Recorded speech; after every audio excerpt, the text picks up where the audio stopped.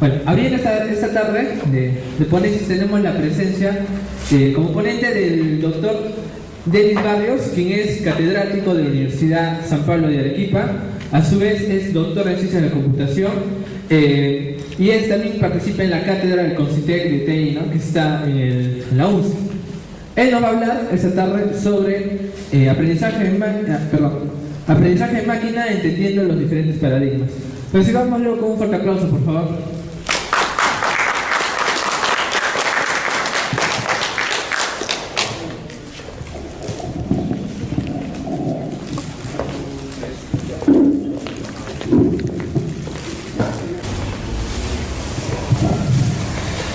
Bien, nuevamente muy buenas tardes a todos. Ya me presentaron.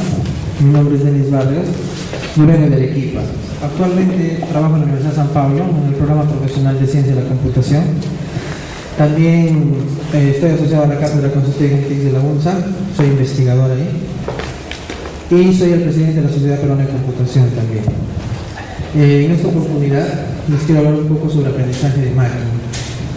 Que es una parte, se podría decir, de lo que es inteligencia artificial. No sé realmente cuánto conocen del tema, voy a intentar comenzar con algo bastante introductorio y en medida de lo posible intentar llegar también a conceptos un poco avanzados. Bien, el área en la cual yo trabajo está enmarcada dentro de un área un poco mayor que se llama computación natural, ¿sí? O computación bioinspirada también. En el área de computación natural se ha hablado bastante últimamente, por ejemplo, de lo que son las computadoras cuánticas, computación basada en ADN también. Son líneas, se podría decir, de la computación natural. Y mi especialidad va más a la parte de software inspirado en la naturaleza. Veamos un poco este gráfico para entender, obviamente en inglés, no es de mi creación, simplemente lo he tomado prestado. ¿Okay?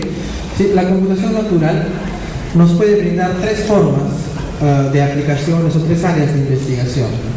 Una es nuevas formas de sintetizar la naturaleza, ¿sí? Otra es nuevas formas de resolver problemas, nuevas técnicas para resolver problemas, y la otra es nuevos paradigmas de computación, ¿sí? Son tres formas diferentes en las cuales yo puedo aplicar la naturaleza. Básicamente, para poder obtener esas tres formas o alguna de las tres, nosotros nos basamos en observaciones empíricas del mundo natural, ¿okay? En estudios teóricos, obviamente, en el conocimiento de materiales naturales y en estudios experimentales. ¿Okay? Básicamente es un análisis empírico, se podría decir, el que se realiza en esta área. Bien, algunos ejemplos de computación natural son las heurísticas de optimización. Voy a hablar más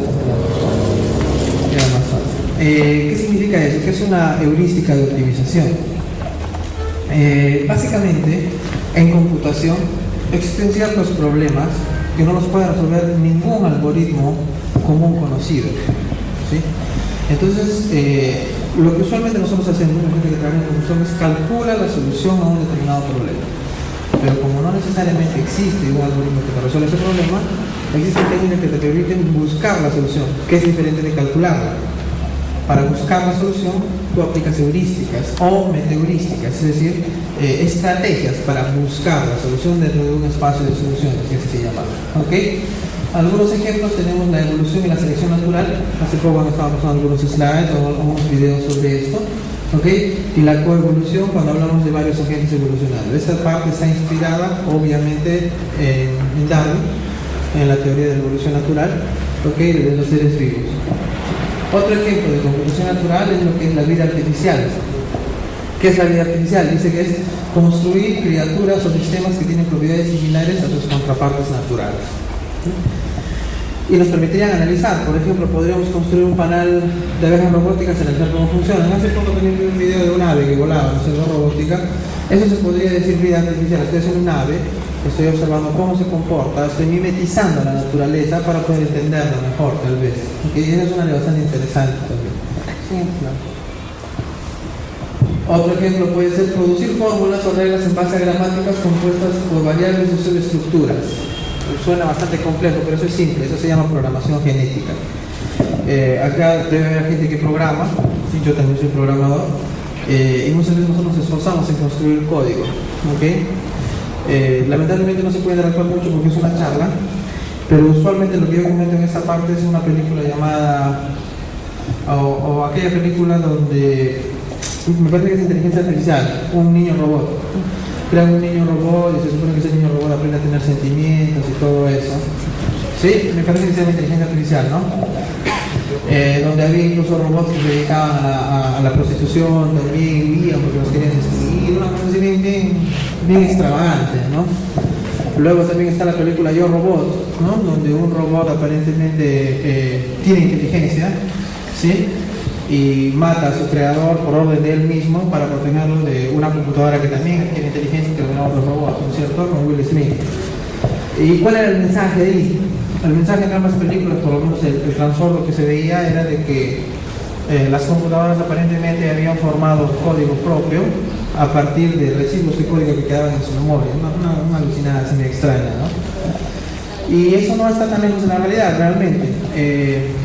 En Brasil, donde yo hice mi doctorado, tenía una colega que lo que quería hacer es, en base a estructuras simples de programación, o sea, por ejemplo, funciones simples, estructuras basadas en if, en while, soltarlas y a partir de algoritmos genéticos, que esos grupos de programas comienzan a evolucionar juntos y forman comportamientos complejos, o sea, algoritmos complejos. ¿Ok? Solitos. La computadora solita te haga algoritmos, te haga programas para un determinado problema.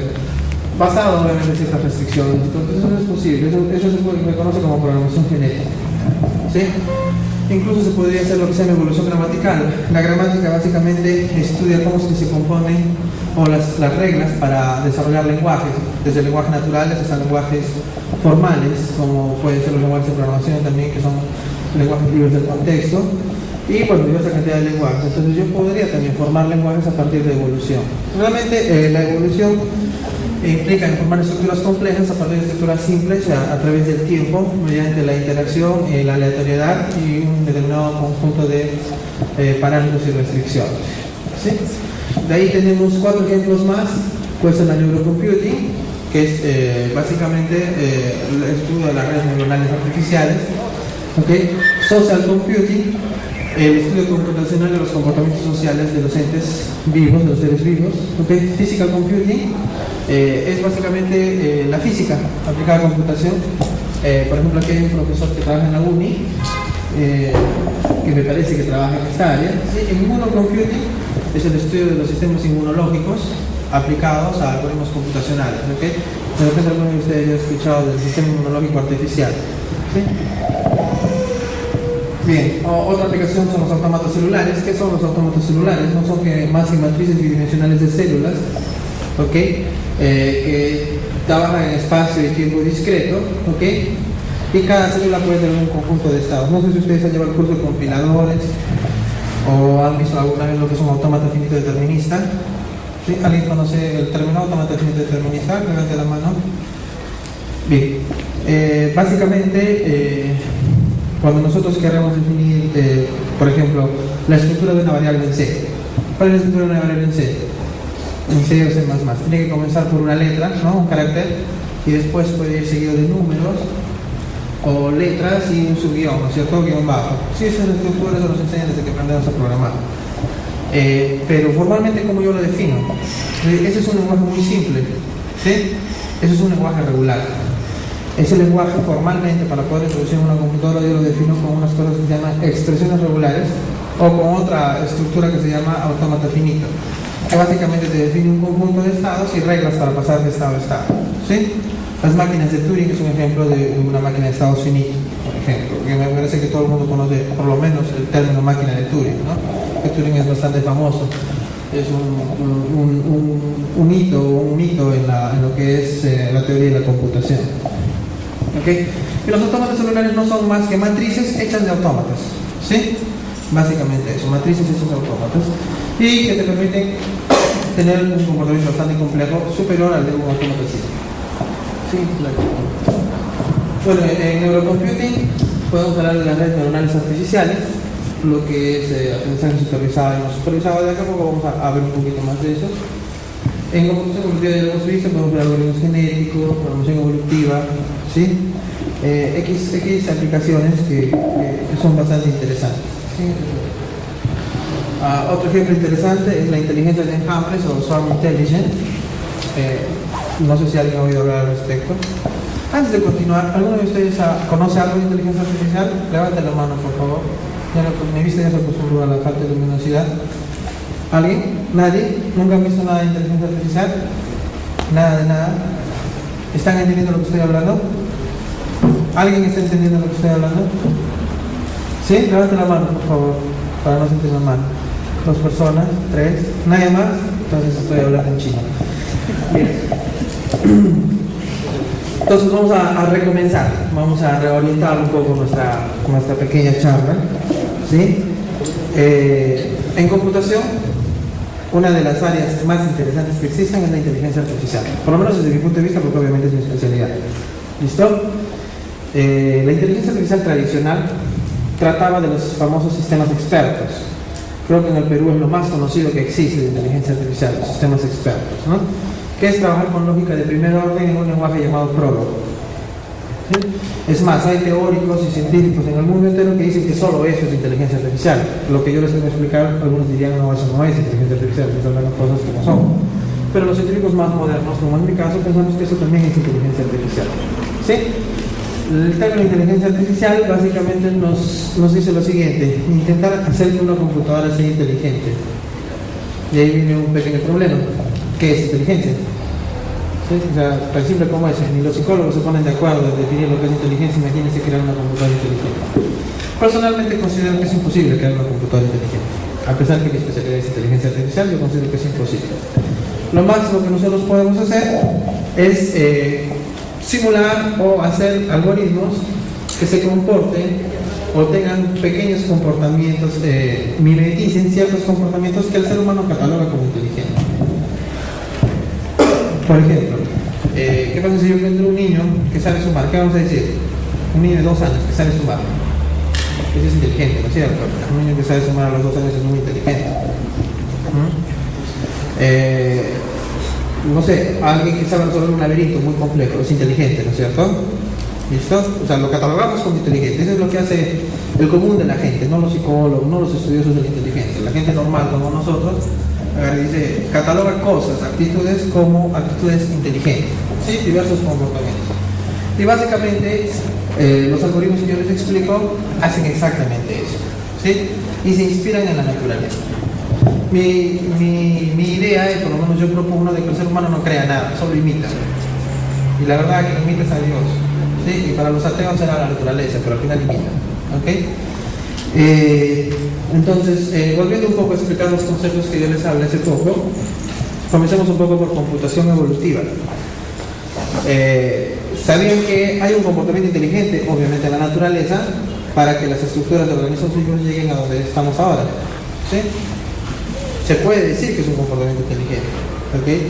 La teoría de la evolución, que dice que básicamente el más apto sobrevive, el más apto a un determinado problema, y así se va especializando una determinada población, y es ahí que se va encontrando una población óptima para una determinada situación. ¿Ok?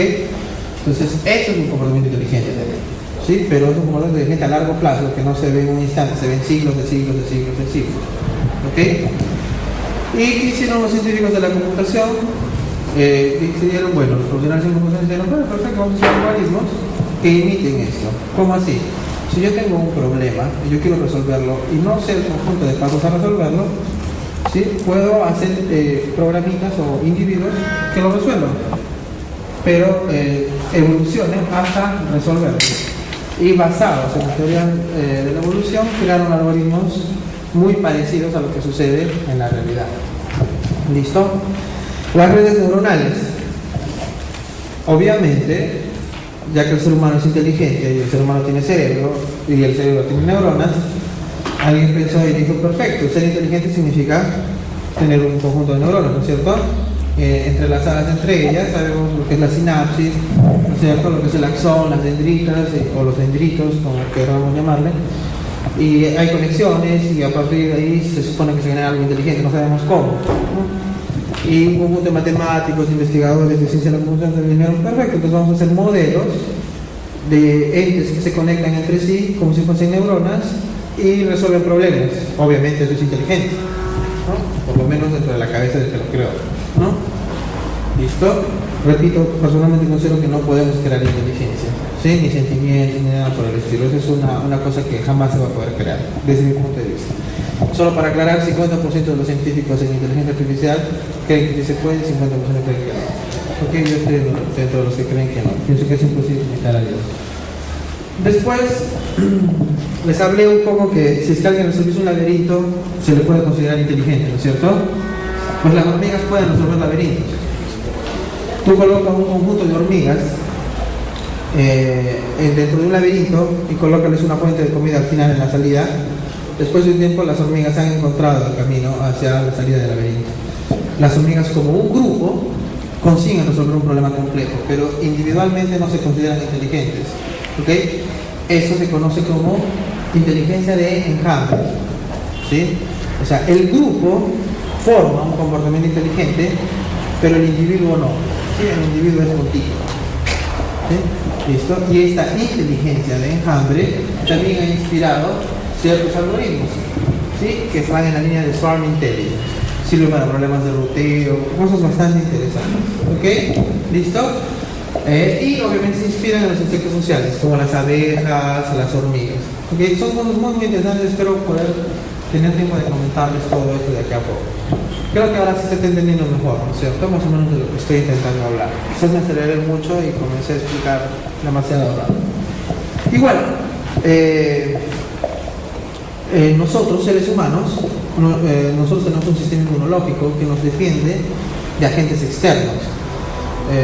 Obviamente veo que aquí hay mucha gente joven, entonces no tienen hijos, pero deben tener hermanos, tíos que ya han tenido hijos, y existe una costumbre bastante interesante, por lo menos en mi familia. El primer mes el bebé no sale de casa, ¿sí? Los primeros días nadie lo mira, a no ser la mamá, el papá, ¿sí? El primer mes no sale de casa y poco a poco lo van sacando a lugares. El sexto mes ya lo sacan ya a veces al restaurante, cosas así. Y eso tiene una explicación bastante lógica. Si el niño el primer día que lo sacan, el primer día que nace, lo sacan a un restaurante, lo hacen besar por un montón de gente, con seguridad ese niño puede morir. ¿Por qué? Porque su sistema inmunológico se podría decir que es tontito, aún no sabe defenderse. El sistema inmunológico es un ente que aprende a defenderse de los agentes externos, ¿ok? Y esa cosa que naturalmente muchas familias tienen de irlo exponiendo poco a poco es una estrategia de sobrevivencia y es una estrategia de entrenamiento del sistema inmunológico.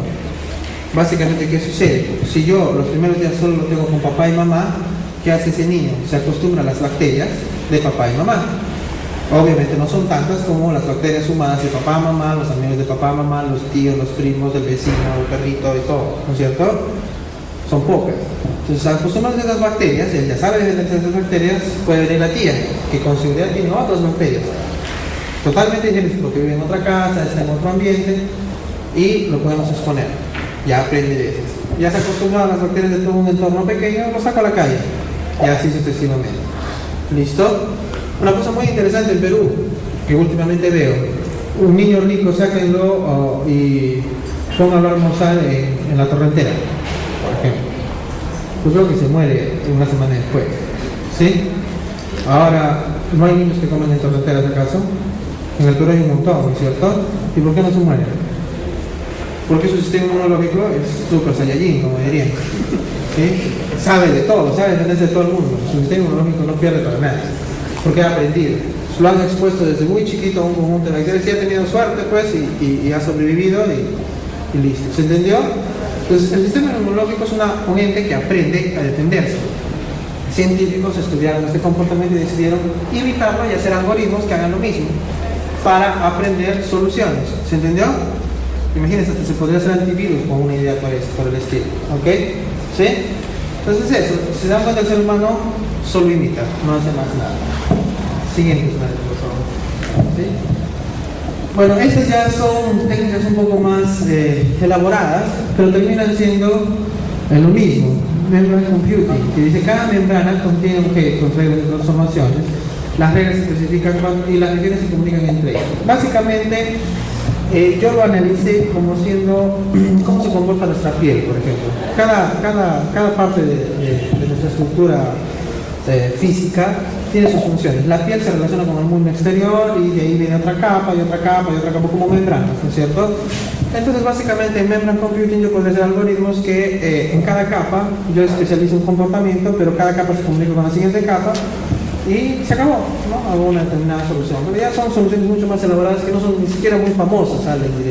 Hasta la anterior que les hablé de sistemas inmunes es súper famoso, todo el mundo lo conoce e investiga, ¿sí? Llamamos computing, dice partículas con programas incipientes relacionándose y formando comportamientos funcionales coherentes. ¿Eso qué parece? Parece evolución, ¿no es cierto? Se parece mucho a la evolución, pero es otro camino que tomar, ¿sí? Dice, muchas veces del caos surge el orden, ¿no? ¿Sí? ¿Listo? Hay chistes incluso que dicen, ¿no? Que Dios creó el todo a partir del caos, ¿no? Del orden, pero y siempre le pregunto, ¿sí, quién creó el caos? ¿No es cierto? Nosotros, obviamente. ¿Ok? Siguiente slide, por favor. Lo que es vida artificial es un aspecto muy interesante. Yo he visto bastante al respecto. Por ejemplo, tú puedes hacer robots que se comporten como una colonia de hormigas, ¿no? Han visto, por ejemplo, esos robots que se autoorganizan, esos han estado teniendo los videos, no solo han estado conversando, están interesantes los videos que estaba mostrando aquí su compañero. Había unos cubitos que se juntaban y se pegaban, ¿no es cierto? Podían formar estructuras complejas. Para mí es un ejemplo de vida artificial. Pero no solo ello, podría ser también en la computadora, ¿sí? Podría simular cómo se comporta un conjunto de aves de repente. Por ejemplo, en Arequipa tenemos un problema, una infestación de palomas por todo lugar, especialmente en la plaza de árboles, ¿sí? Entonces se pueden hacer modelos de cadenas de Markov, por ejemplo, para ver cómo se van a reproducir y cómo va a crecer la cantidad de palomas en Arequipa hasta el momento que nos invadan completamente, ¿no? Una cosa así. Pero básicamente yo puedo estudiar la complejidad, ¿sí? Y puedo analizar cómo se comportaría en determinado momento bajo diferentes escenarios. Es una cosa muy, muy interesante. Siguiente slide, ¿ok? Ya este es un tema, ya no es tanto de mi especialidad, ¿sí? Pero básicamente, Molecular Computing trata sobre DNA Computing, que es el DNA, ¿no? Una cosa interesante es que juntando básicamente, haciendo operaciones sobre DNA, se puede obtener estructuras interesantes y soluciones a determinados problemas, ¿ok? Y hay investigadores que en lugar de resolver problemas con una computadora, codifican el problema dentro de una secuencia de ADN, hacen operaciones sobre esa secuencia de ADN y obtienen respuestas al problema. Aquí se están haciendo estudios al respecto. Obviamente eso no se hace en Perú, ¿no? Pero sí se están haciendo. Siguiente slide, por favor. Quantum Computing, eso ya es más famoso, todo el mundo ha escuchado, sale en la televisión, ya en la computadora cuántica. ¿Ok? Este es también otro tipo de computación natural, ¿sí? Básicamente existe el concepto de qubit. El qubit dice que es un bit que acepta 0 y 1 a la vez, ¿ok? Y que se podrían acelerar enormemente los procesos, porque obviamente si es que un bit acepta 2 valores a la vez, imagínense la cantidad de valores diferentes que acepta un byte, ¿no? Acepta una gran cantidad de valores diferentes, por lo tanto yo puedo hacer exploraciones de soluciones en paralelo, por lo tanto yo puedo disminuir drásticamente el tiempo de ejecución de la búsqueda de la solución. Una cosa bastante interesante, tampoco se hace en Perú, no hay por si acaso computadoras cuánticas comerciales. Lo que hay son estudios, ¿okay? Todavía está en fase experimental a nivel de ciencia, ¿ok? ¿Listo?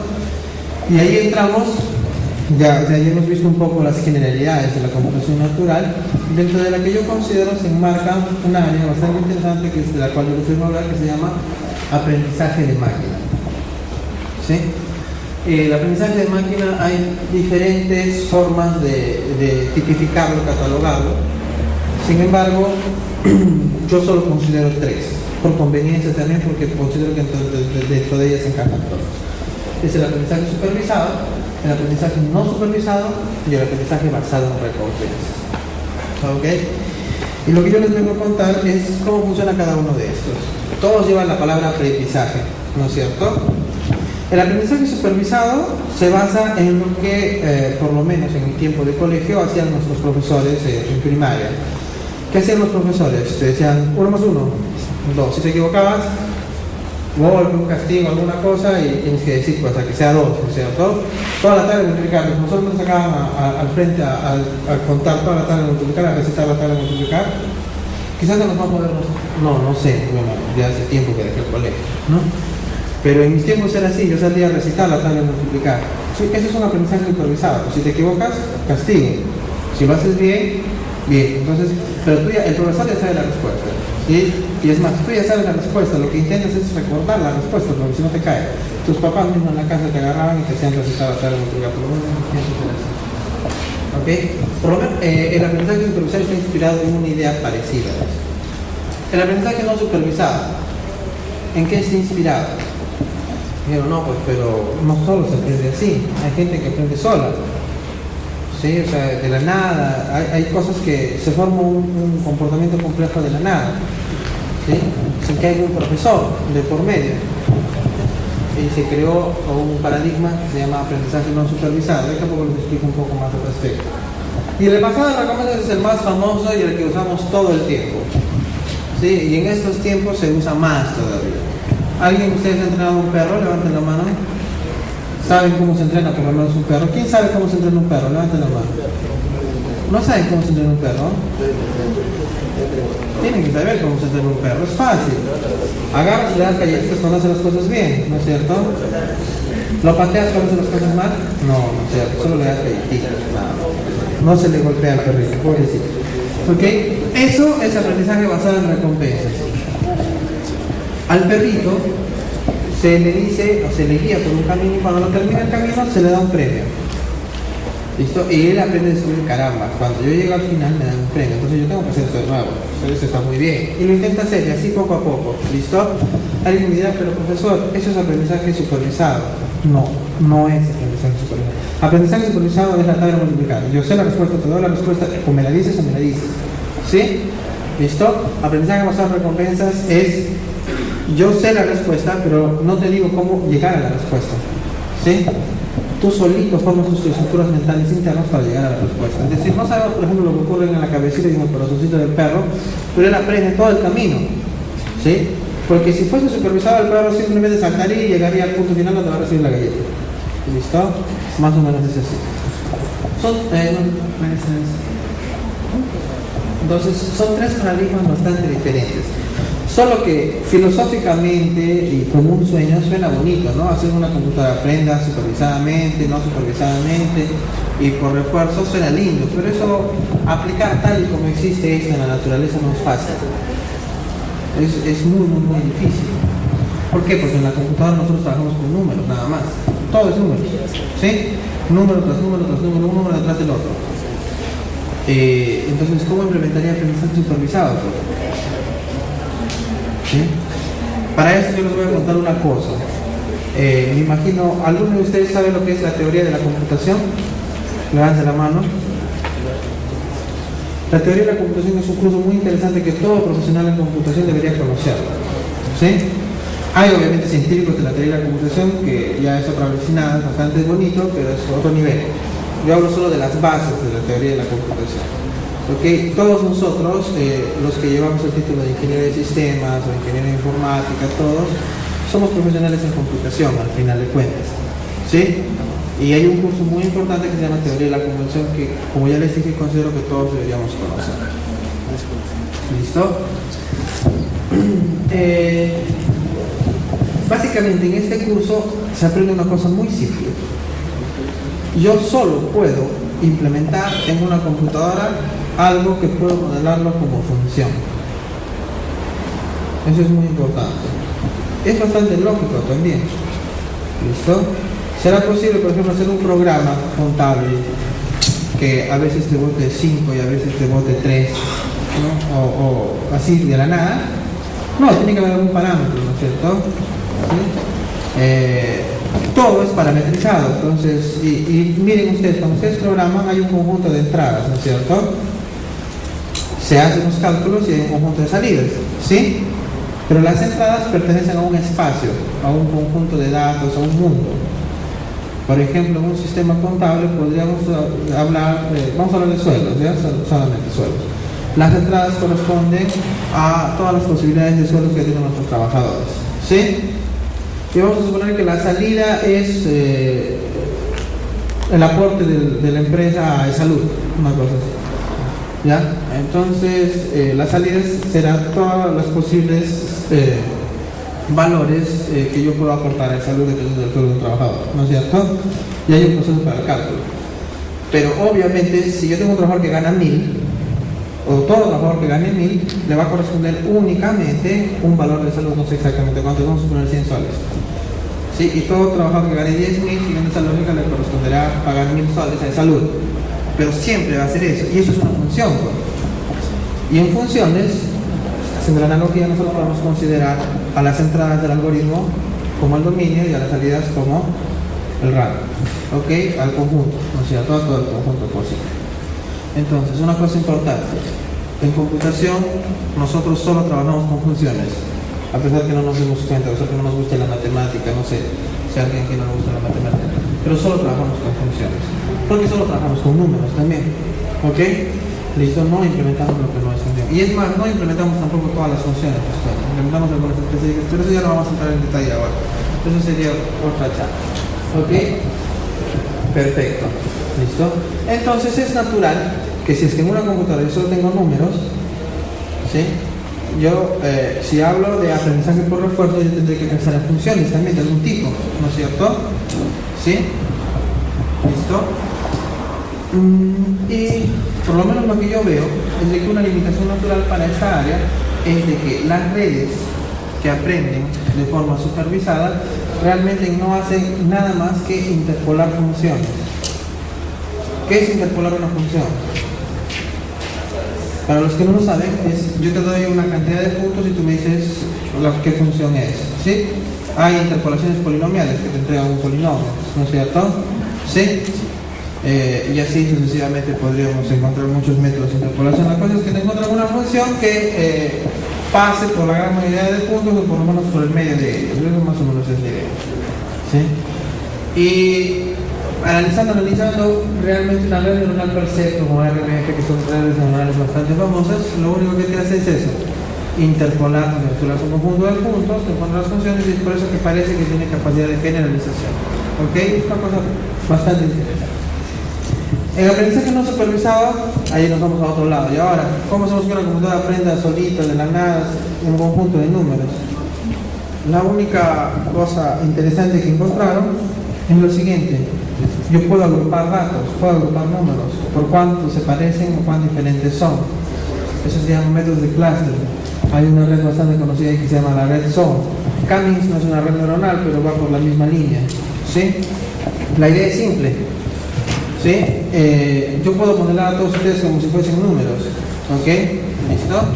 Entonces yo podría agarrar y soltar un conjunto de neuronas en un algoritmo, y esas neuronas se ubicarían una en cada grupo poblacional que hay aquí. Por ejemplo, una neurona por aquí, otra por allá y otra por allá. Y me diría, ¿sabes qué? Aquí hay grupos aglomerados de gente. Eso es lo único que descubre una red neuronal. Son un mapa organizado y todas las estructuras de redes no supervisadas. ¿Se entendió más o menos la idea? Es difícil explicarlo porque todo esto es un curso práctico, incluso en la Universidad de San Pablo, donde enseño, todo esto se aprende en 3 cursos. ¿Okay? O sea, estamos hablando de año y medio de aprendizaje, pero bueno, yo les intento contar un poco para ver si consigo más adeptos a este tema. También es una cosa muy interesante. Y el basado en recompensas ya es un poco más pegado a la realidad, sí. Agarro y digo la recompensa. ¿Qué hago con la recompensa? Como tienen que ser todos números, en lugar de darte una galleta, ¿qué hago? Doy un número positivo, alto, ¿no es cierto? ¿Sí? Pero también yo podría punir al aprendiz. En lugar de punir, lo que hago, doy un número negativo. Tan simple como eso. ¿Y qué es lo que voy a formar? Tengo que formar una función de decisión, pues, ¿sí? Que vaya de ese negativo a ese positivo para ver por dónde voy, ¿sí? ¿Y cómo lo hago? Generalmente lo hacemos en matrices, que se llaman matrices de estado. ¿Ok? Ahorita vamos a intentar ver eso un poco. Si no se me da, veo que el almuerzo estaba muy rico, algunos ya están cerrando los ojos. Bien. Sin embargo, cuando nosotros hablamos de aprendizaje, muchas veces nosotros nos referimos a un término, agente. ¿Ok? ¿Listo? Y es por eso que yo tengo que definirles qué es un agente. Mi especialidad también es la robótica, entonces esta es la definición que yo coloqué en mi tesis de doctorado. La dejo así porque me parece bastante general, tanto para gente que trabaja en robótica como para gente que trabaja solo en software. ¿Ok? Dice, un agente es un programa dentro de un ambiente simulado, que eso se llama agente de software, o un programa que controla un determinado hardware. Eso se llama agente robótico. Ambos con la capacidad de percibir y modificar el ambiente mediante la utilización de sensores y acciones específicas. Básicamente, agente es la definición teórica o la contraparte dentro de una computadora de nosotros. ¿Sí? Nosotros somos agentes biológicos, agentes vivos, seres vivos. ¿Ok? En la computadora nosotros podríamos ver nuestros programas como agentes. ¿Ok? Y eso es una cosa interesante. Como ya lo vi como un agente, yo puedo hacer que esta cosa aprenda, porque se llama agente. Ya, es una cosa filosófica, más o menos así. Entonces yo hago que él aprenda y ahí yo puedo aplicar técnicas de aprendizaje de marketing, por ejemplo. ¿Sí? Por eso es importante entender. ¿Sí? Y básicamente las preguntas que se hacen en la teoría de agentes es cómo es que un agente se relaciona con su ambiente e incluso qué tipos de agentes existen. ¿Sí? Básicamente existe una tipología bastante simplificada también de agentes, son 3 tipos de agentes: el reactivo, el deliberativo y el libre. Y después de esto, porque estoy intentando explicar en todos los niveles para que me entiendan y no se aburran, porque de verdad veo gente que se está durmiendo, son pocos y no se están durmiendo. Y esto traten de no dormirse. Bien, veamos entonces. Un agente reactivo es simple. Un agente reactivo es, le pegas a alguien que hace, te responde, ¿no es cierto? ¿Sí? Eso es reactivo, ni siquiera piensa las consecuencias. Imagínense si un hombre de 2 metros le pega a un chiquito de 1,5 metros, el chiquito de 1,5 metros le mete la mano de nuevo y regresa, sin darse cuenta que al meterle la mano le va a caer más duro, ¿no es cierto? Eso es agente reactivo. Muchas veces tiende a perder por reaccionar sin pensar, ¿no es cierto? Si el pequeñito fuese deliberativo diría, no, si yo le respondo me va a caer mal, mejor me voy de mano. Él deliberó. Sí, algunos lo catalogarían como cobarde, pero al final deliberó y encontró la mejor opción. Pensó un poquito más, eso es deliberativo. Pero hay gente porque es híbrida, ¿no? Si está de mal humor es reactivo. Digas lo que le digas, me mete la mano. Pero si está de buenas, no quiere pelear, está con la enamorada, ya es deliberativo, piensa mejor, no, acá nos puede ir mal, mejor no. Eso es un agente híbrido. Llevado un poco a ejemplos de nuestra vida real, y eso se puede aplicar en computación tranquilamente, ¿no es cierto? Reactivo es observo, actúo. Deliberativo es intenta guardar los estados anteriores, las experiencias anteriores, intenta aprender. Entonces, aprendizaje, ¿dónde yo lo aplico? Obviamente en agentes deliberativos. Un reactivo no aprende, ¿sí? Un deliberativo y un híbrido sí. ¿Listo? Siguiente slide, por favor. Ok, y obviamente, si nosotros estamos hablando de agentes, podemos pasar a un concepto mucho más interesante que se llaman sistemas multiagentes.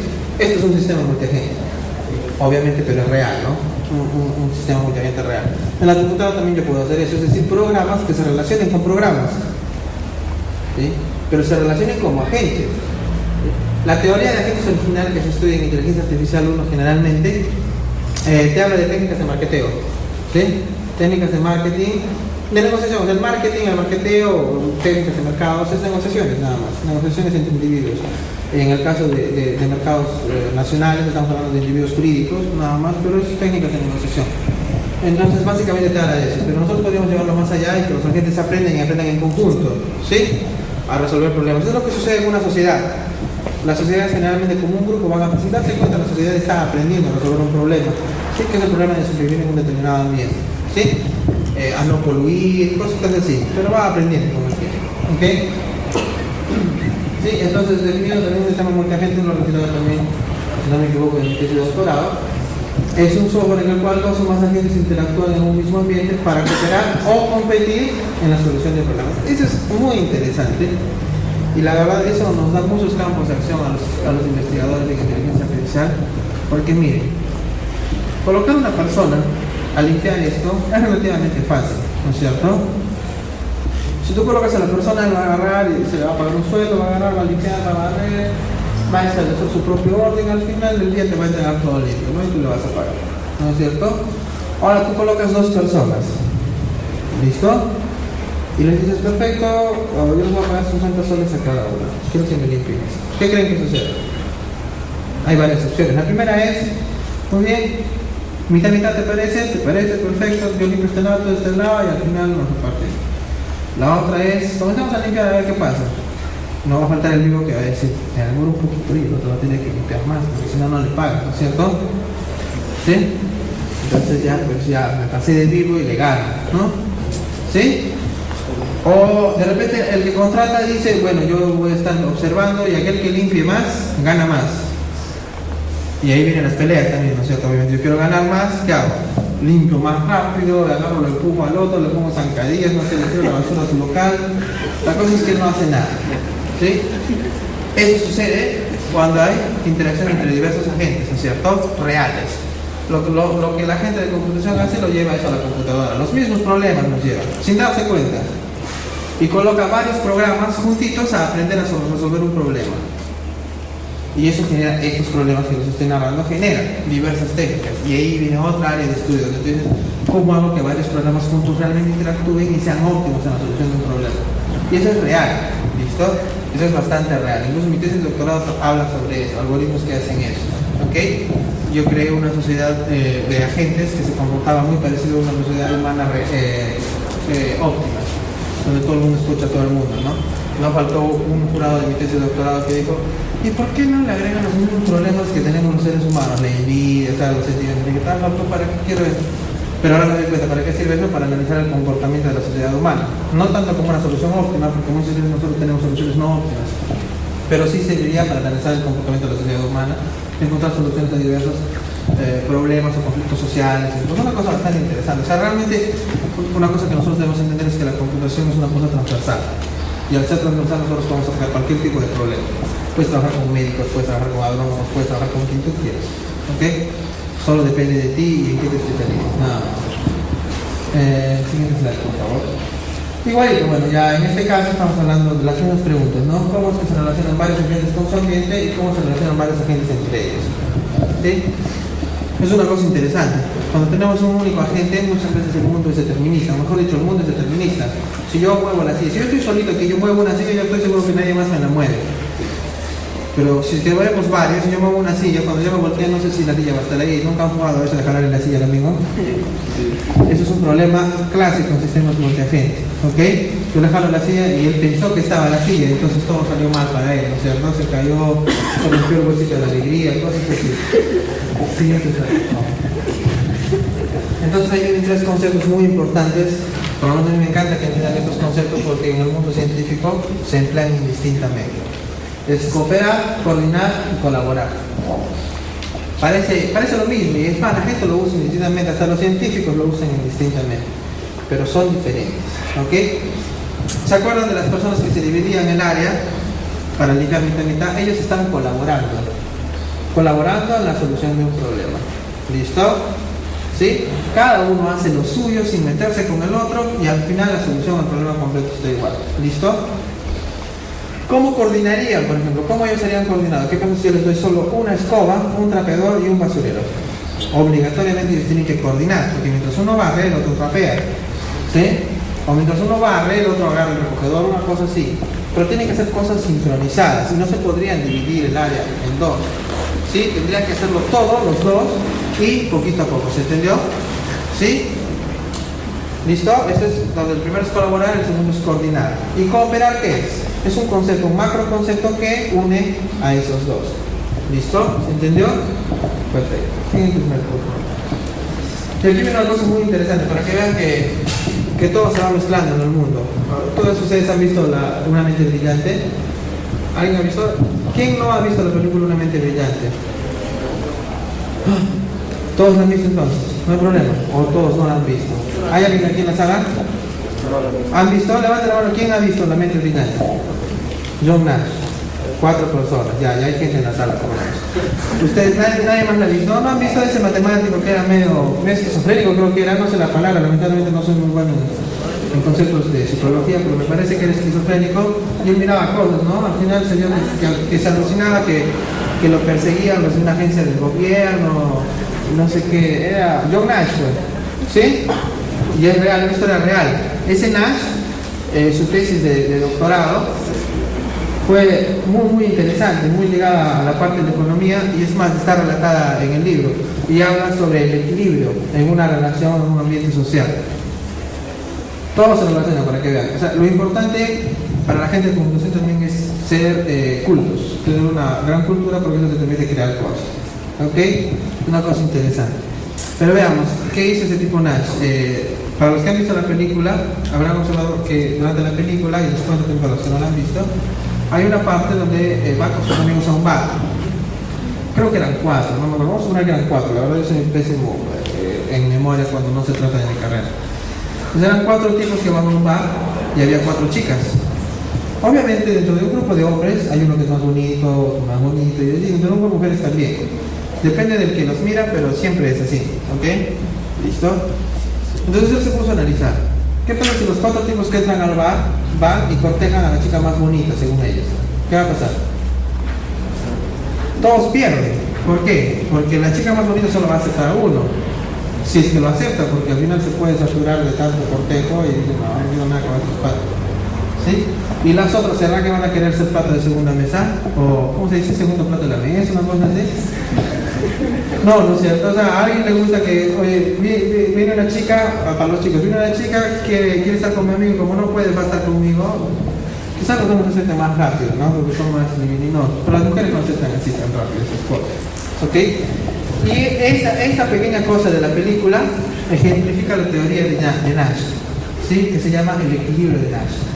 Y incluso cuando nosotros trabajamos en inteligencia artificial necesitamos mucha gente, lo deseable es que nosotros lleguemos a un equilibrio de Nash, donde todos los agentes se beneficien. Es decir, ¿se acuerdan que les di el ejemplo del patita que agarraba y comenzaba a ponerle trabas al otro o trabajaba menos? Eso no debería suceder. La cosa es que todos deberían trabajar y ganar en forma equitativa a sus capacidades y todo. ¿Listo? Una cosa muy muy interesante. Es un concepto que se aplica mucho. Y eso se estudia en lo que es teoría de juegos también. Siguiente slide, por favor. ¿Listo? Muy bien. Otro concepto importante. ¿Sí? Recuerden que les estoy dando, se supone, una introducción de un tema bastante amplio, ¿ok? Para que se interesen. Como veo que ustedes no lo conocen, entonces es una forma interesante de aproximarse a un área que de verdad tiene muchas aplicaciones reales. Después vamos a contar un poco más sobre estas aplicaciones, ¿ok? La autoorganización. ¿Qué es la autoorganización? ¿Sí? Ahí está claro. Dice que es un conjunto de mecanismos dinámicos a través de los cuales aparecen estructuras en un nivel global del sistema, ¿sí? De la interacción de componentes de bajo nivel. Al final, la verdad, esa definición para alguien que no esté entendiendo el tema, porque va a decir mucho. ¿Sí? La cosa es simple. Las hormigas. ¿Sí? ¿Cómo se comportan las hormigas? Forman caminos, ¿no es cierto? ¿Sí? Forman caminos, pero caminos gracias al conjunto de hormigas. Una hormiga solita no formaría un camino, jamás de los jamases.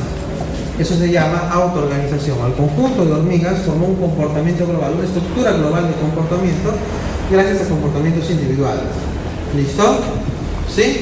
La sociedad humana ¿forman estructuras complejas o no?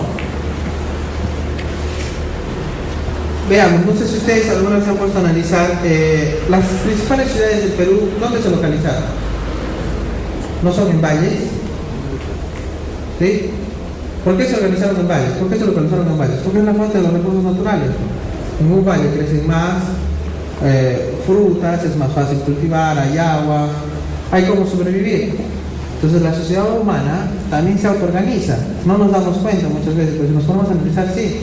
Nos autoorganizamos y formamos estructuras complejas llamadas ciudades en centros donde se supone que hay recursos para que esta sociedad sobreviva.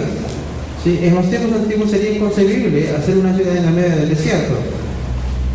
No se haría. En esos tiempos sí se puede hacer o no. ¿Por qué? Porque los tiempos han cambiado. La fuente de recursos ya no son solo recursos naturales, también hablamos de recursos económicos. ¿Sí?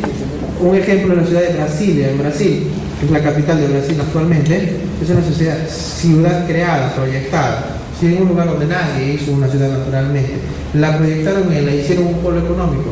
Después de hacerlo un polo económico, la ciudad está creciendo solita. Y en Brasil y en varias partes del mundo hay ciudades donde son creadas, proyectadas para disminuir la saturación de ciudades grandes. ¿Ok? ¿Listo?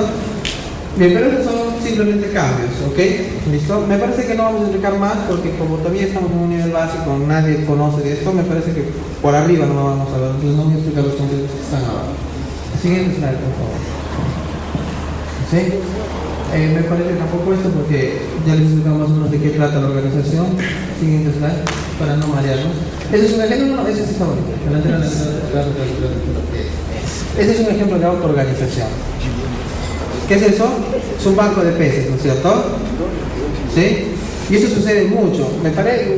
Espero que a ustedes les encante ver National Geographic, ese tipo de programas, ¿no? Las selvas, ¿cómo corren? En grupos, ¿no? corren en grupos. ¿Y quién se queda atrás? Y a los costados. ¿Quiénes están atrás y a los costados? Los débiles. En los bancos de peces también, ¿o no? ¿Están los más fuertes? ¿Sí? ¿Quiénes están? Los bebitos, ¿dónde los colocan? En el medio, para protegerlos, porque son el futuro de la manada. Pero ¿creen que ellos conversan? ¿Dónde está tu hijo? Mételo al medio. ¿Creen que conversan así? Se supone que los únicos inteligentes somos los seres humanos, ¿no es cierto? O los peces también conversarán eso. No, obviamente, eso también en nuestra idea humana, ellos no son inteligentes individualmente, entonces aquí hay autoorganización. Comportamientos simples generan un comportamiento global complejo. Eso es un comportamiento global complejo, es un monstruo de un conjunto de peces donde se protege. Imagínense que todos caminaban solitos por su lado. En menos de una semana desaparecieron, ¿sí? Pero los bancos de peces sobreviven gracias a que andan en mancha y siempre pues comen a los cantos nada más, ¿no? ¿Sí? Y naturalmente en los cantos se coloca gente menos útil para la supervivencia de la especie, en todos los sentidos. Los viejos no los protegen al medio, pero los bebés sí, en las manadas, ¿sí? ¿Okay? Los viejos iban atrás y normal, porque lo agarra el león, normal, no pasa nada, porque ya rindió a la manada. ¿Okay? Eso los animales, por si acaso, no los seres humanos. Nosotros somos al contrario, los más viejitos siempre rinden más. ¿Okay? El conocimiento. En conocimiento, obviamente. Siguiente slide. Esto aquí es otro ejemplo de autoorganización. Solo les muestro esto para que vean que la computación está inspirada en la naturaleza, ¿sí? Y todas estas cosas se pueden convertir en algoritmos, ¿sí? Tranquilamente, si ya no lo han hecho, ¿ok? Ustedes saben que las aves generalmente vuelan en B, ¿no es cierto? ¿Sí? ¿Y por qué es eso? ¿Alguien sabe? Por lo menos en poca cultura me parece que es para cortar el viento, ¿no es cierto? ¿Sí? Y como cortan el viento, el de adelante es el que soporta mayor fricción, ¿no? Mayor fricción, esa es la palabra, y los de atrás no. ¿Quién va adelante? El más fuerte. El líder, pero el líder es el más fuerte, y atrás van los más débiles. Se protege, ¿no es cierto? ¿Okay? ¿Y por qué va adelante el alfa? Porque es el que está más fuerte, tiene más fuerza para cortar el viento. Cuando él se cansa, ¿qué pasa? Cambia de posición. Pero cambia de posición con el último. El que está adelante va a decir al último, hey, vas aquí, te toca liderar. No, porque sabe que el último es el más débil. ¿A quién se lo da? Al de al lado, ¿sí? Al de al lado, porque obviamente el de al lado está más descansado porque yo ya le cortaba el viento, le ayudaba para que tenga menos fricción. Pero conversarán, no conversan, ¿no es cierto? Es una cosa natural, se podría decir. A partir de que él es el líder, se pone adelante, avanza. Entonces se genera un comportamiento complejo sin ellos mismos darse cuenta, sin planificarlo. Eso es autoorganización. ¿Ok? Siguiente slide, por favor. Esto aquí, ¿saben qué es eso? La casa de las termitas, ¿no? ¿Sí? Dice que, no sé si han visto el Discovery, National, alguna vez he visto, dice que todo tiene la misma temperatura, ¿no? Es temperatura, o sea, básicamente es mejor que cualquier hotel 5 estrellas de nosotros. ¿Ok? La temperatura es controlada en todos los ambientes, ¿sí? Hay ventilación adecuada, todo el mundo feliz y contento. ¿Ok? Aquí, por lo menos yo voy a la casa de mi suegra y es un liquidez, voy a mi casa y es un horno. No controlamos eso nosotros, pero las termitas sí lo hacen. ¿Y será que lo clasifican? Hay ingenieros ahí que agarran y dicen, perfecto, a ver, ¿dónde va esta pared? ¿Dónde va esta cosa? No. Es un comportamiento autoorganizado que básicamente las termitas degluten unas bolitas y se va formando casitas, ¿ok? Exactamente no sé cómo, pero llegan a construir edificaciones muy muy complejas, ¿sí? De túneles y túneles, simplemente inspirados en que otros ya dejaron sus bolitas y van dejando. Eso se llama autoorganización. Ni se dan cuenta de lo que hagan, ¿ok? ¿Listo? Siguiente slide, por favor. Este es el comportamiento de hormigas también, ¿sí? Comportamiento de hormigas. Me parece que no hay más nada que explicar al respecto, ya hemos entendido creo lo que es autoorganización. Siguiente slide. ¿Sí? Bueno, ya esa es la capa de un libro, ¿sí? ¿Sí? Básicamente la autoorganización permite crear superorganismos a partir de organismos simples. Eso hasta en el hombre araña lo hemos visto, ¿no es cierto? Bueno, por lo menos en mis tiempos yo miraba el hombre araña en dibujos animados y a veces había unos tipos que se formaban a partir de abejas, una cosa así, ¿sí? Y le pegaban al hombre araña, ¿no? Le daban puñetes, peleaban con él y todo. Eso es autoorganización, ¿Sí? Solo para que tengan ejemplos, para que recuerden. Por eso la computación es bonita, puedes imaginar todo. Siguiente slide, por favor. ¿Ok? Ya este es un ejemplo en tecnología. Eso existe, por si acaso. Swarm Robotics se llama eso. ¿Ok? ¿Sí? Enjambre robótico. ¿Ok? Este es un conjunto de robots actuando como hormigas. Se apoya para cruzar. Un robot solito no podría cruzar. ¿Sí? Pero varios sí. ¿Ok? Hay bastante gente que trabaja en esa línea. Siguiente slide, por favor. Este es otro ejemplo de robotcitos. Están bajando juntos en manchitas, se agarran para poder bajar. Imagínense que solo uno bajase, ¿qué va a pasar? Se cae y se rompe, ¿no es cierto? Peor aún con lo caro que es hacer un robotcito, imagínense. Siguiente slide, por favor. ¿Sí? Entonces, resumiendo nada, ¿qué es nuestra organización? Es generar complejidad a partir de la simplicidad, sin hacerlo explícitamente, tan simple como eso. No puede ser explícito. El organismo solito se autoorganiza. ¿Ok? Solito genera su comportamiento completo. Siguiente slide. ¿Ok? Muy bien. Ya para comenzar a finalizar, vamos a ahora pasar a explicar una de las técnicas en las cuales yo me especializo, que es el aprendizaje por refuerzo. Está claro, ya les expliqué, el entrenamiento de perros es el ejemplo más claro que existe de aprendizaje por refuerzo, por eso he colocado esa foto. ¿Ok? Siguiente slide, por favor. ¿Sí? La pregunta que responde el aprendizaje por refuerzo es: ¿cómo es que un agente aprende a elegir acciones apenas interactuando con el ambiente? ¿Sí? ¿Cómo? ¿Listo? Entonces, alguien dijo, bueno, utilizamos aprendizaje supervisado, pero el aprendizaje supervisado no siempre es factible de realizar. ¿Por qué? Porque el aprendizaje supervisado exige de que yo sepa la solución y cómo llegar a la solución también. ¿Ok? Y muchas veces no sé cómo hacerlo. ¿Ok? ¿Listo? Y es más, ¿qué pasa si es que actuamos en un ambiente desconocido? ¿Listo? Eso es muy difícil de hacer. Ustedes han visto ese robotcito que lo echaban y se paraba ahorita en los videos. No sé si han visto, eran 4 patitas y estaba echado, se movía aleatoriamente, y después cuando llegó un comportamiento complejo, antes de los cubitos, ¿han visto? Sí, una estrellita de mar, bueno, de mar, de robot, o sea, una estrellita. ¿Sí? Eso se puede hacer con aprendizaje supervisado, por ejemplo. ¿Listo? ¿Sí? Tú le das una recompensa y le dices, yo te voy a recompensar positivamente si es que consigues moverte 1 metro. ¿Sí? Y el robot comienza a hacer movimientos aleatorios, como ha hecho, aleatorio. Cuando se levante, él va a seguir haciendo movimientos aleatorios y eventualmente se va a mover 1 metro. Y eso, él va a agarrar y va a decir, perfecto, todos los pasos que me llevaron hasta este punto son buenos. Y los va a valorar con aprendizaje por refuerzo, algo así como hacen los paredes. Y eso, en infinitas iteraciones, puede hacer que el robotcito realmente aprenda a pararse y a caminar. ¿Ok? ¿Listo? Esa es una forma. Otra forma es hacer que cada una de las patas sea un agente aprendiendo. Eso es más complejo, ¿sí? Pero también se puede hacer. Es una cosa muy interesante. Estos videos que ustedes han visto realmente tienen implicancias directas en lo que nosotros en inteligencia artificial trabajamos. ¿Ok? ¿Listo? Acá hay otros ejemplos. Atrás. Más atrás. Otros ejemplos que es, por ejemplo, niños adquiriendo coordinación motora o robots interactuando en un ambiente, ¿no? Para alcanzar su objetivo. Siguiente slide. ¿Ok? ¿Cuáles son las características del aprendizaje por refuerzo? Dice que es completo, interactivo, está basado en recompensas y está dirigido por objetivos. ¿Ok? ¿Sí? Básicamente es el agente explora su mundo con actividades aleatorias.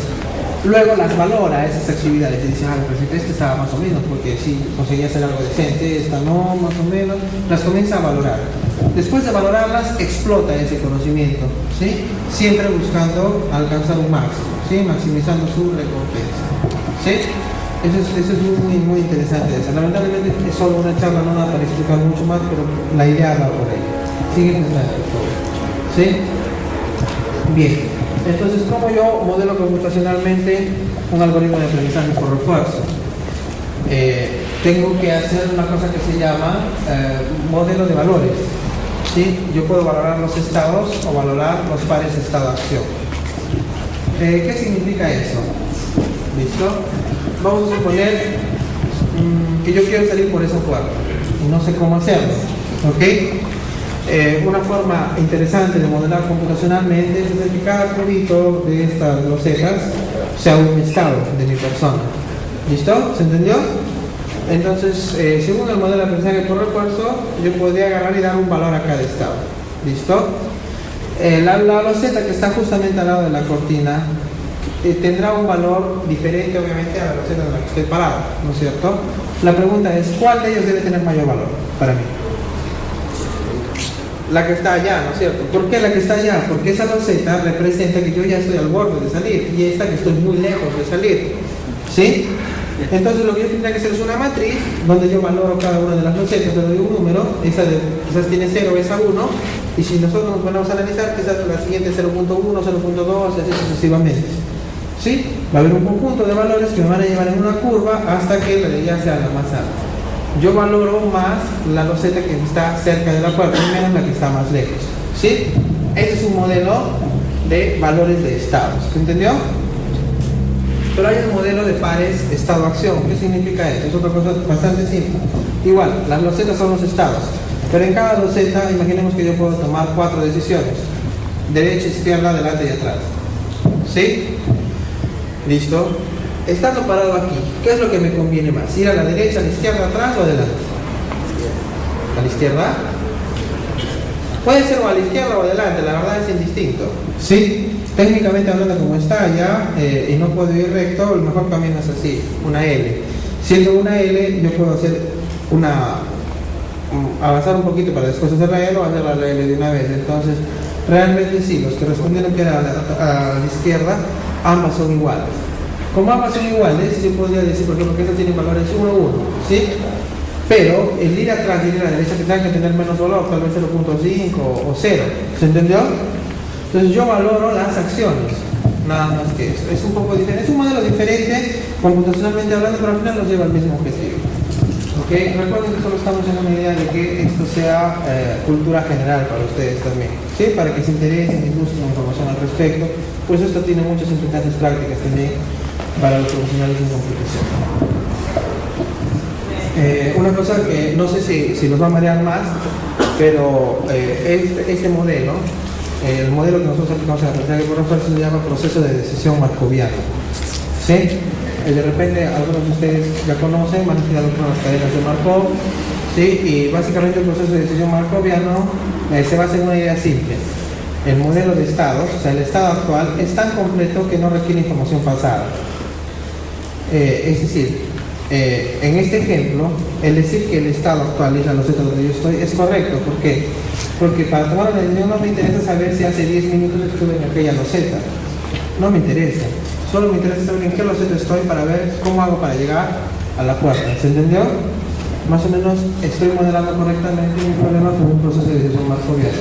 Y el aprendizaje por refuerzo ha sido creado y demostrado matemáticamente que converge solo en problemas con un agente, no en varios agentes. Siguiente slide, por favor. Siguiente slide. Eso creo que no vale la pena explicar. ¿Ok? Siguiente slide. Vamos a explicar algo tiempo. Siguiente. Es que coloqué algunas cosas un poco más complejas, pero me parece que se me van a terminar de dormir si es que las sigo explicando. Entonces vamos a ir un poco más a la parte más interesante de los ejemplos. Más adelante, por favor, algunos ejemplos aquí. ¿Sí? Ejemplos de procesos de decisión markovianos, ¿no? Un agente jugador de dados. ¿Sí? La forma más natural de modelar los estados sería que el estado sería cada configuración del tablero. La configuración del tablero incluye las posiciones de cada una de las piezas, ¿no es cierto? De mi adversario y las mías. ¿Ok? Y entonces imagínense cuántas piezas hay en un juego de damas. Son 4, 8, 12 por cada uno, ¿no es cierto? ¿Sí? 12 y 12, 24 piezas. Yo tengo que saber en qué posiciones están esas piezas. Y cada pieza podría estar en... son 4, 8, 4, 4, 16 posiciones, creo, me parece. Sí, ¿no? 16 posiciones. Entonces imagínense, estamos hablando de 12 piezas en 16 posiciones, que es una cantidad muy, muy grande de estados. ¿Sí? Pero bueno, eso es posible. ¿Ok? ¿Cuáles serían las acciones? Que yo mueva una pieza, ¿no? Y a una determinada posición. ¿Sí? Y la recompensa podría ser el número de capturas menos el número de pérdidas. Si bien que esa recompensa es un poco ineficiente, por el gusto yo conversaba antes con mis alumnos de IA, en la San Pablo y les pregunto, si van a entrenar a un perro, ¿qué es lo mejor? ¿Que yo le dé galletas cada que camino un paso o solo le doy la galletita cuando termino todo el recorrido? Lo mejor es darle la galleta solo cuando termina el recorrido, porque cuando le das galletitas cada vez que termina un paso corres un riesgo que él se llena a la mitad. Se llenó, ya no te hace todo el camino y nunca aprendió, ¿no es cierto? Eso es posible, ¿ok? Entonces lo mejor es hacerlo al final. Más o menos eso llevado a la computación, se podría decir que es como que saturas el sistema y el sistema realmente como que se estabiliza en un mínimo local en lugar o en un máximo local en lugar de un máximo global. ¿Okay? Eso visto en términos de computación. ¿Okay? Ahora hablemos de juegos, videojuegos en luchas. ¿Okay? Para que no se aburran, entonces voy a hablarles ya de una aplicación bastante interesante. Los profesionales en computación tenemos un área de trabajo muy interesante que es construir videojuegos. ¿Okay? Nosotros podemos trabajar haciendo videojuegos. Incluso esperamos en un futuro próximo, quizás este año, en la Universidad de San Pablo ya tener taller de videojuegos. Tenemos taller de robótica y hacer un taller de videojuegos. ¿Sí? En Brasil, donde yo estudié, hay chicos que hacen empresas para hacer videojuegos. O sea, eso es normal. ¿Sí? Y de repente alguno de ustedes también estará pensando un día yo quiero hacer videojuegos. ¿Okay? Pero en videojuegos hay varias cosas. Y una de las cosas es pues, hacer inteligente a la gente que juega contra las personas, ¿no? Es decir, si yo juego fútbol, FIFA, yo juego contra la computadora, quiero que me haga pelea, ¿no? Que me haga sufrir un poco, no que sea súper fácil. ¿Sí? ¿Listo? Y la inteligencia artificial se aplica muy bien. Antiguamente se trabajaba solo con árboles de decisión, pero yo podría hacer aprendizaje por refuerzo de repente en un videojuego para que el videojuego vaya aprendiendo mientras va jugando contra mí. ¿Listo? Les comento esto porque en mi tesis de maestría he hecho algo así como un videojuego. Trabajé con fútbol de robots, ¿sí? Pero los robots son caros, entonces mi profesor me dijo, no vas a poder entrenar pues, tu algoritmo con mis robots, porque los chocas, como tu robot todavía no sabe jugar fútbol, se choca muy fuerte contra la pared que haces con los rompe. ¿Por qué me pagas? ¿Cuánto dinero tienes para pagarme mi robot? Ya está bien. Entonces hagamos un simulador. Otro pata hizo un simulador y yo trabajé sobre el simulador. Y lo que yo hice es, le coloqué joystick para interactuar con el simulador. Y para probar mi algoritmo, llamé a mis amigos. Los invitaba todos los días en las tardes a mis colegas de la maestría. Nos sentábamos a jugar fútbol, algo así como FIFA, pero con mi simulador de robots. Y mis robots aprendían por refuerzo, ¿sí? Como los alumnos aprendizaban por refuerzo. Y era interesante, pues, el primer día venimos contentos porque le dábamos de 10 a 0 a la computadora, o sea, a mis algoritmos, ¿no? Una semana después estábamos sufriendo, y lo peor, jugaban como nosotros. Fue una cosa interesantísima. Hacían las mismas jugadas que nosotros hacíamos, ¿sí? Y las iban optimizando. Y eso es real, ¿eh? Eso es real. El algoritmo al final terminó ganándonos y terminó ganándole incluso a un algoritmo estático que hizo otro colega de tesis de maestría. ¿Okay? Es factible. ¿Okay? Y eso se aplica directamente a la industria de videojuegos. No crean que lo que les estoy hablando es simplemente de gente científica loca que está en su computadora y nunca va a ganar plata con eso, ¿no? De que se aplica, se aplica. ¿Okay? Bien. Un agente vigilante también. Es una cosa muy interesante que espero un día hacerlo, ¿no? Actualmente en el Perú y en todo el mundo casi, cuando yo contrato una agencia de vigilancia, ¿qué hace? Coloca cámaras en las esquinas, la transmite hacia la central y hay gente vigilando, ¿no es cierto? Odus creo que hace eso. Cuando hay algún problema, se lanza una alarma, ¿qué hacen? Vienen en sus camionetas un grupo de hombres bastante musculosos a defender a tu local, ¿no? Eso es lo que hacen. Pero ¿qué pasa si en lugar de cámaras en posición estática yo coloco robots que se paseen por el edificio? ¿Sí? Tranquilamente se pasean por el edificio y es más, aprenden a encontrar las zonas vulnerables del edificio y a reconocer problemas. Eso es posible, ¿okay? Es totalmente posible. Hoy solo es cuestión de imaginarse un poco, invertir un poco y hacerlo. Siguiente slide, por favor. ¿Okay? Eso no nos interesa. Siguiente slide. Van a disculpar que me pasen los slides, pero sobredimensioné un poco la presentación y me parece que sería inadecuado realmente pasarles toda esta información en solo una charla. ¿Ok? Disculpa, siguiente slide, por favor. Más. Hasta aquí el modelamiento. Pasemos. Uno más. En algunas aplicaciones. Antes. Uno antes. Ya. Este es el primer ejemplo famoso de aprendizaje por refuerzo. Lo hizo Tesauro en 1995. Este juego no es muy conocido aquí en Perú, ¿sí? Es algo así como un ajedrez de lo que se juega, me parece que por Europa. Incluso cuando yo lo vi la primera vez tuve que estudiarlo, no entendía ni cómo se jugaba, ¿sí? Listo, se llama Gamón, ¿sí? Y él jugó, hay concursos así de gente especialista, algo así como el ajedrez, ¿no? Concursos internacionales y todo. Y él hizo algo así como, imagínense ser un chess master, pero con aprendizaje por refuerzo, que vaya aprendiendo, cada vez que juegas con él sea más inteligente, cada vez sea más difícil ganarle, ¿no? Algo así como lo que les conté de mi juego de fútbol de robot. Ok, siguiente slide, por favor. ¿Sí? Obviamente me encanta la robótica. Y hay un concurso que se llama la RoboCup, que es promocionada por la IEEE, que es un instituto de ingenieros eléctricos y electrónicos, una cosa así, que también tiene un montón de gente con concurso ahora en estos tiempos. Es súper famoso a nivel mundial y hace una competencia de robots, un mundial de robótica, donde hay fútbol, donde hay rescate y varias modalidades. Les comento que en 2014, ya que el mundial de fútbol va a ser en Brasil, esa RoboCup también va a ser en Brasil. Y aquellos que les interesa algo de esto, de repente dejan juntar plata para ir a ver esas dos cosas. Es interesante. Debe ser carísimo, la verdad, en ese tiempo ir a Brasil, ¿no? Pero bueno. ¿Okay? Y este equipo le fue muy bien, ¿sí? Básicamente entrenó utilizando aprendizaje por refuerzo y quedó entre los 3 mejores por 3 años consecutivos. ¿Ok? Eso es muy bueno. Siguiente slide, por favor. Okay. Este es un juego de 3 en raya. Este es el primer ejemplo que usualmente hago con mis alumnos de aprendizaje por refuerzo. Es modelar el 3 en raya, ¿no? Hacer un jueguito de 3 en raya donde la tutora vaya aprendiendo mientras juega con nosotros. Al inicio le ganamos. O sea, el truco es seguir, juega, va aprendiendo por experiencia. Le ganamos, hasta que un día ya no le podemos ganar. Okay.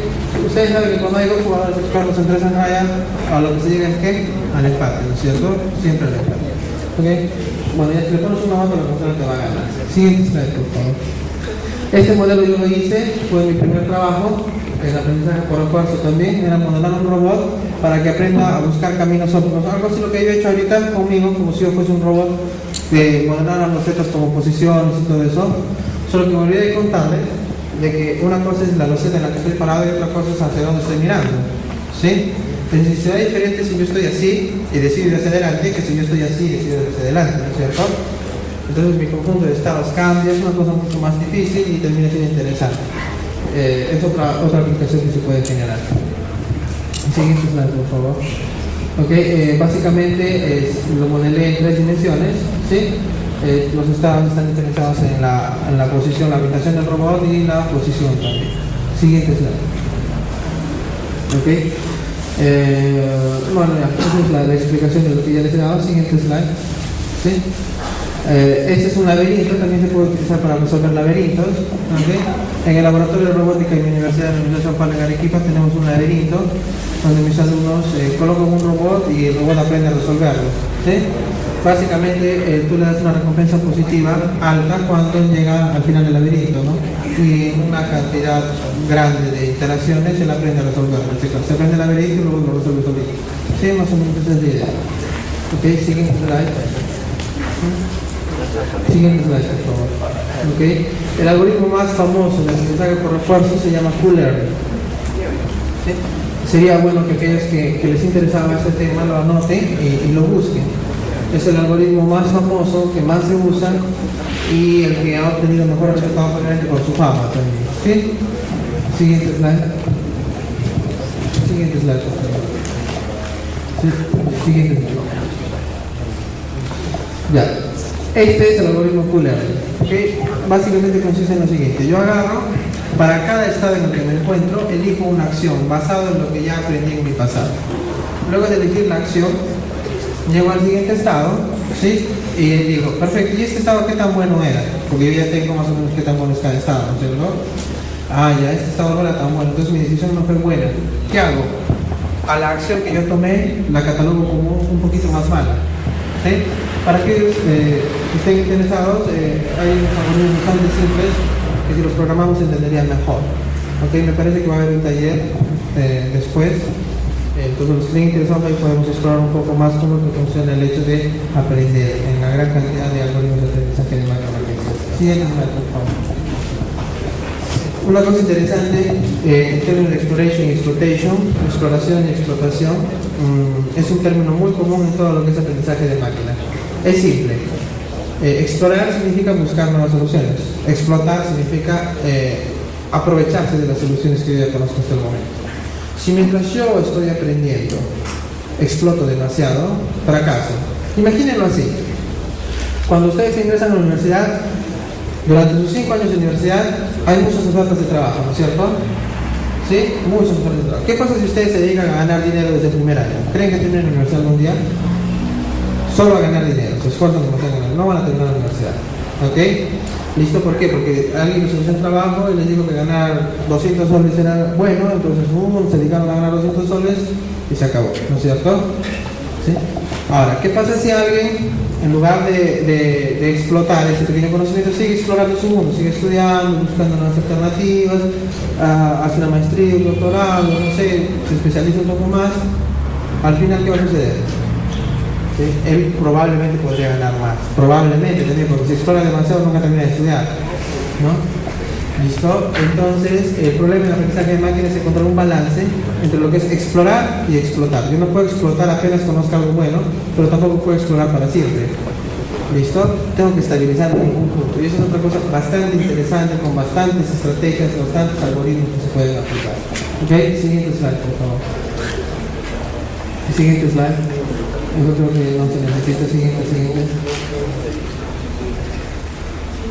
Muy bien. Eso es interesante. De repente a algunos de ustedes les ha interesado este tema sobre aprendizaje por refuerzo. ¿Ok? Básicamente, alguien por aquí dijo matrices. Lo que nosotros hacemos cuando trabajamos con aprendizaje por refuerzo, hacemos matrices para valorar cada estado, cada parecer de acción. Entonces, antes les hice una multiplicación. Imagínense un problema donde la cantidad de estados es de 1 millón y la cantidad de acciones es de 500 por cada uno. Estamos hablando de 500 millones de valores guardados. Es una cosa totalmente alucinante. Y eso es una pequeña aplicación real, ni siquiera es tan real así. ¿Ok?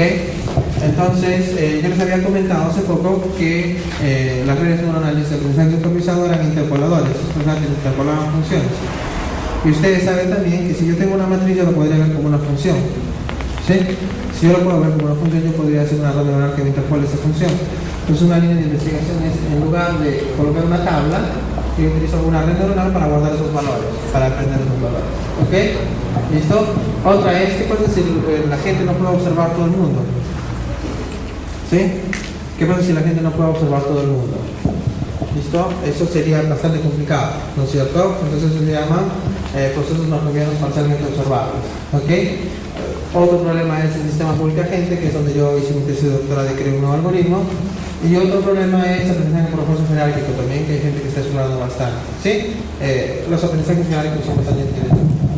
Para no aburrirlos más, puesto que mi charla me parece que está bastante, a veces muy técnica, les voy a contar un poco de las aplicaciones y nos vamos a contar al final de los slides. Al final. Mientras yo les voy contando las aplicaciones, su compañero pasa al final de los slides. ¿Ok? Todo lo que yo les cuento, muchas personas consideran que es cosas solo de científicos, de nerds que están sentados en su computadora y nunca van a ganar un solo centavo en eso. Lo cual es totalmente mentira. ¿Ok? Vamos a comenzar con redes neuronales supervisadas. ¿Listo? Aprendizaje supervisado sirve para interpolar funciones, ¿no es cierto? Les había comentado, ¿sí? Y hay funciones muy complejas que yo no consigo interpolar. Y el comportamiento muchas veces de ciertas máquinas se determina como funciones, ¿ok? ¿Listo? Entonces, nosotros como profesionales en computación, nosotros podríamos ayudar a ingenieros de diversas ramas a que en lugar de ellos hacer cálculos de derivadas y un montón de cosas, nosotros simplemente hacemos una red neuronal que a partir de un conjunto de datos les diga cuál es la función que ellos utilizan para modelar un determinado problema. Eso en ingeniería sería muy útil. ¿Okay? Incluso gente de universidades arequipeñas hace eso, ¿sí? En la propia robótica, porque para controlar un robot necesitamos conocimientos de matemática y física muy complejos muchas veces. Entonces, en lugar de hacer eso, yo que hago una red neuronal que interpone y me olvido de la matemática y la física que está por atrás, y simplemente la red neuronal me descubre el comportamiento de mi sistema. ¿Okay? Es decir, yo puedo modelar ciertos sistemas complejos de la ingeniería, ¿sí? Y ayudar al ingeniero a tomar decisiones. ¿Sí? Eso suena medio loco porque todavía no se ve mucho por aquí, ¿sí? Pero un problema más común es lo que se puede hacer con las redes supervisadas, con las redes SOM, por ejemplo, las redes no supervisadas, ¿ok? Que es el tema de clustering. Y eso me parece que está más de la mano de lo que hacemos aquí en Perú. En Perú nos encanta hacer sistemas de información. Yo mismo, antes de irme a Brasil a hacer mi maestría, yo he trabajado 3 años haciendo sistemas de información. ¿Ok?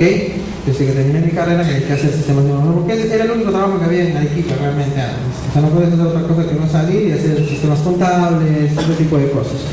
Que no está mal tampoco, no vamos a decir que es una cosa que es, no está bien, está excelente. ¿Listo? Solo que muchas veces nosotros simplemente hacemos la base de datos, ¿sí? Y hacemos un programa para llenar base de datos y sacar reportes, ¿no es cierto? Eso es lo que hacemos. Pero no sabemos que se puede ir mucho más allá. Yo podría explotar toda esa información que está en mi base de datos y generar reportes mucho más especializados. Reportes que ni siquiera el cliente o ni siquiera el gerente de la empresa sabe que necesita. ¿Ok? ¿Cómo eso lo consigo? Con redes son, con clustering. Agrupar los datos en grupos y, por ejemplo, agarrar y juntar los datos de compra de hombres, mujeres, colocar información sobre su sexo, sobre su dirección incluso, y de repente agrupar, y podríamos encontrar que la gente de un determinado distrito tiene preferencias por comprar tal marca. ¿Sí? El gerente no te va a pedir eso. ¿Sí? ¿Y le será útil? Claro que sí. O sea, saber que en un determinado distrito les encanta tal marca, de repente me puede servir para que cuando yo abra una sucursal en ese distrito, solo sature mi sucursal de esa marca. ¿Sí?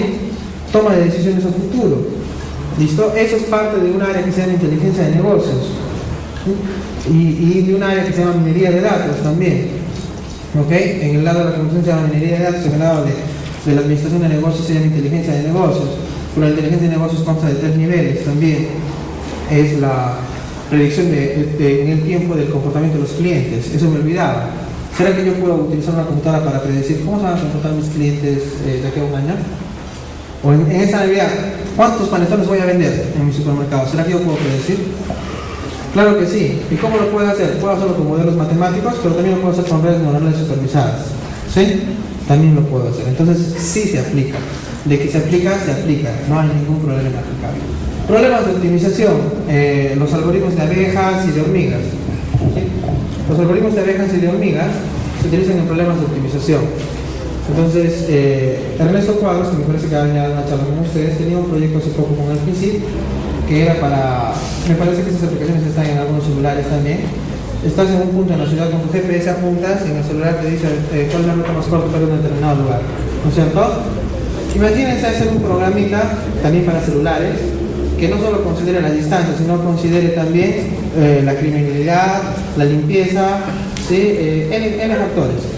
Sería muy complejo programar una cosa de esas. ¿Con qué lo podemos lograr? Lo podemos lograr con técnicas metaheurísticas, algoritmos genéticos, hormigas y abejas, o con otras técnicas también. Entonces, lo que yo les he venido contando un poco es de que estas técnicas sí tienen aplicación real, ¿sí? Son muy interesantes, son estrategias alternativas para encontrar soluciones computacionales y no están lejos de la realidad y obviamente pueden ser muy lucrativas. ¿Ok? Creo que con eso termino. Muchísimas gracias. ¿Alguien tiene alguna pregunta? Perfecto,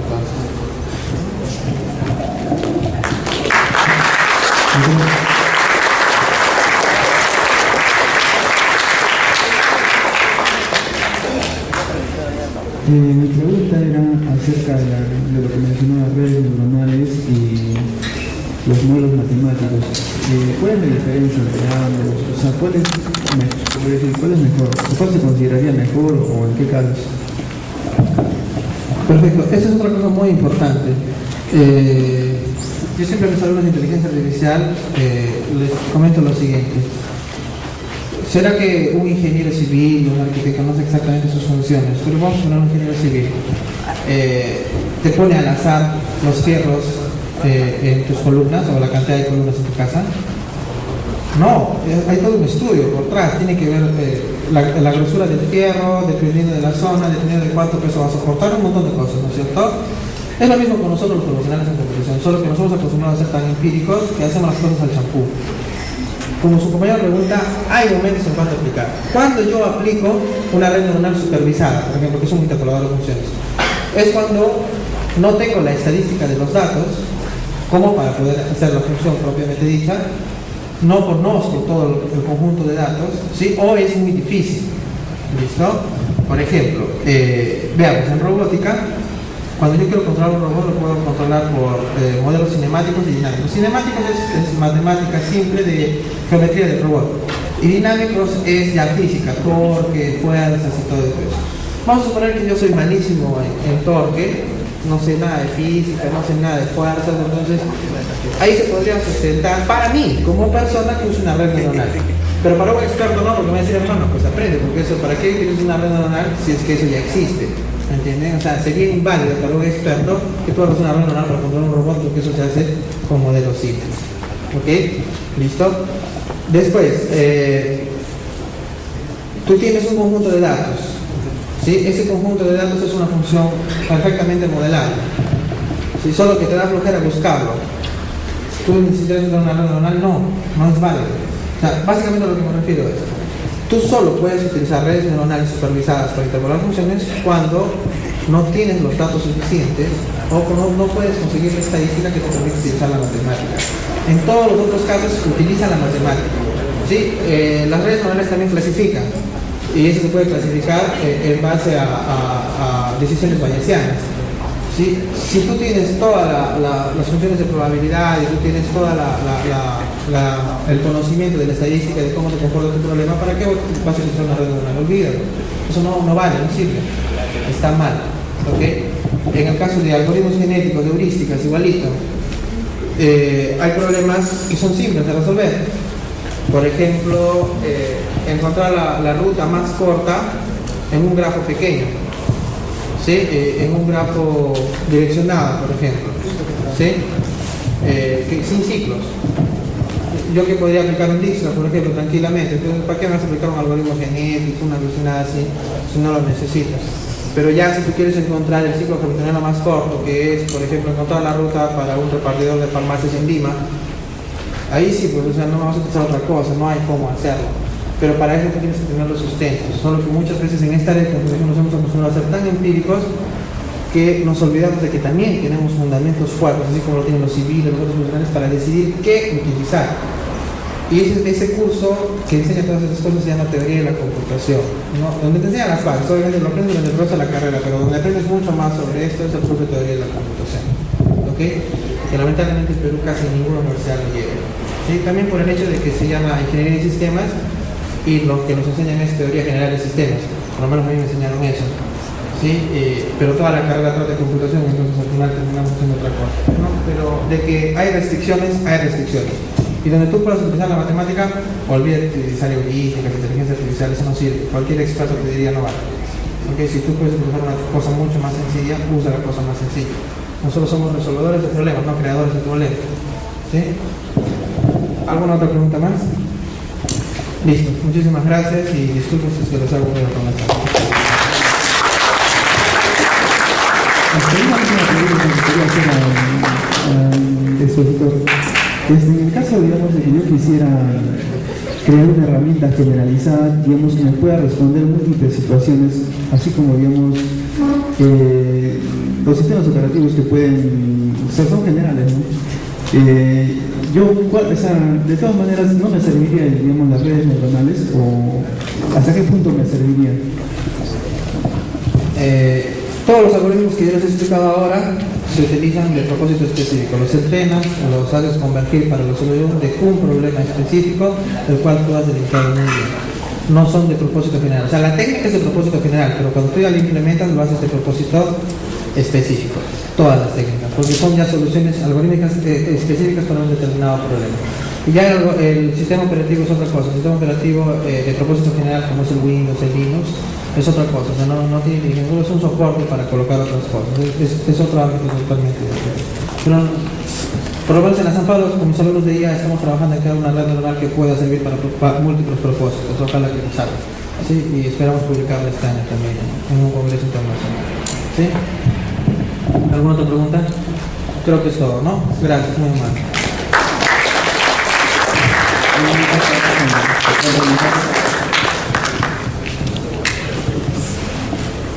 Bueno, a continuación va a seguir la ponencia del doctor Gilbert Velasco, pero